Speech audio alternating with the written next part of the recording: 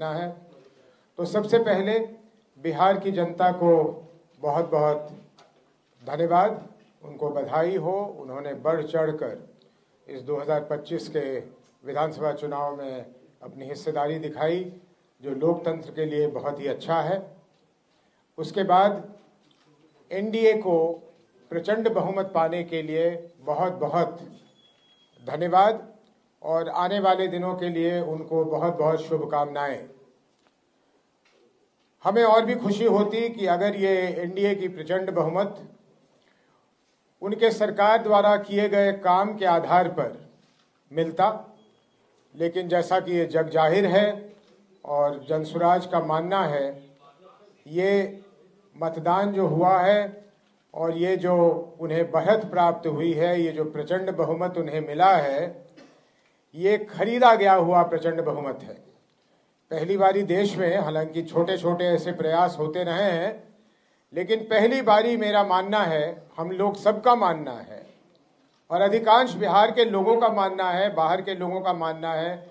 आप तमाम अखबार के अगर एडिटोरियल्स पढ़िए तो आपको पता लगेगा कि 21 जून के बाद इस सरकार ने चुनाव के होते होते तक करीब करीब 40,000 करोड़ रुपए, ये आंकड़ा याद रखिएगा और एनडीए वालों से पूछिएगा, 40,000 करोड़ रुपए खर्च करके ये बहुमत प्राप्त किया है। हमारी मांग है कि एक साफ सुथरी सरकार बने जिसमें भ्रष्ट और दागी मंत्री की जगह न मिले।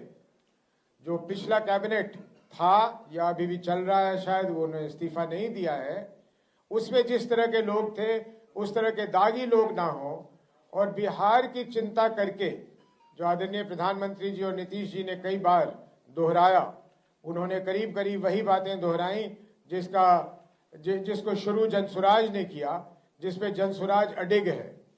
ये शायद प्रधानमंत्री जी ने कहीं पलायन की भी बात की कि पलायन के लिए वो कुछ करेंगे, कुछ फैक्ट्री लगाने की बात की है। इन सारी चीज़ों को उन्हें तत्परता से करनी चाहिए। जनसुराज की पूरी निगाह उन चीज़ों पे लगी रहेगी।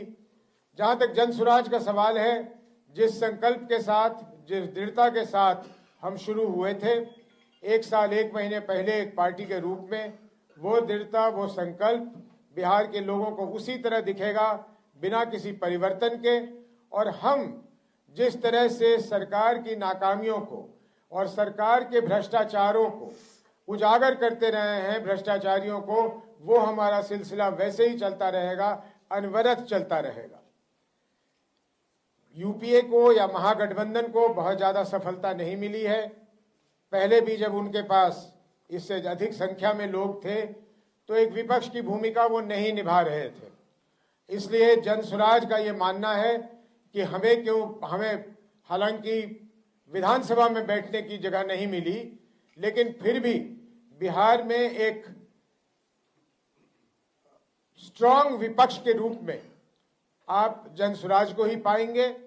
सरकार के हर कदम को बड़े बारीकी से हम लोग देखेंगे, उसका विश्लेषण करेंगे, बिहार के लिए, बिहार की जनता के लिए उसके क्या लाभ हैं या क्या नुकसान है, उसको हम उजागर करते रहेंगे। देखिए, ऐसा है कि जनसुराज को निराशा है, हम हताश नहीं हैं, हमें वोट नहीं मिले, तो हमारा ये पूछना है अपने आप से भी कि भाई हमारे वोट कहाँ चले गए। तो वोट यहाँ चले गए कि राजद के न आने के डर से हमारे जो वोट थे वो पिछले आखिरी के 2-3 दिनों में एनडीए की तरफ चले गए और इस कारण हमारे वोट हर जगह पे आपको बहुत ही कम दिखेंगे। हम खुद आश्चर्यचकित हैं कि आखिर ये वोट हमारे गए कहाँ। लेकिन वोट जाने का मुख्य कारण ये है कि राजद के आने के डर से, मैं महागठबंधन भी नहीं कह रहा हूं, उसमें कांग्रेस से उतनी डर नहीं थी उनको, लेकिन राजद के ना आ जाने की वजह से, कि राजद ना आ जाए, उन्होंने वोट शिफ्ट किया।